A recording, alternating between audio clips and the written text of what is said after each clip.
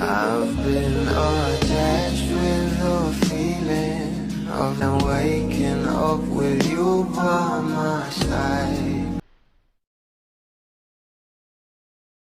Hapon nga guys, talaga namang pinag-usapan sa social media ang post ni Miss Darla sa kanya social media account na kung saan ay magkasama nga itong ating couple. Dahil kahapon nga guys, nagsimula na nga ang paghahanda nila para sa ngayong taong Christmas special.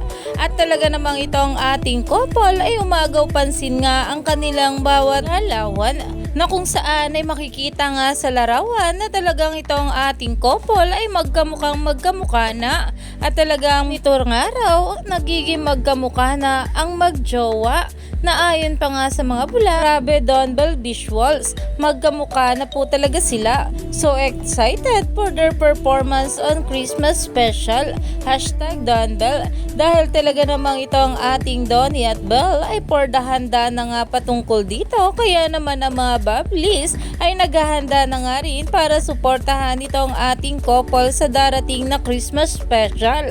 Kaya naman stay tuned lang tayo for more update kila Donnie at Belle sa mga susunod pa na ayuda dahil marami pa nga talaga tayong dapat abangan sa ating couple ngayong araw.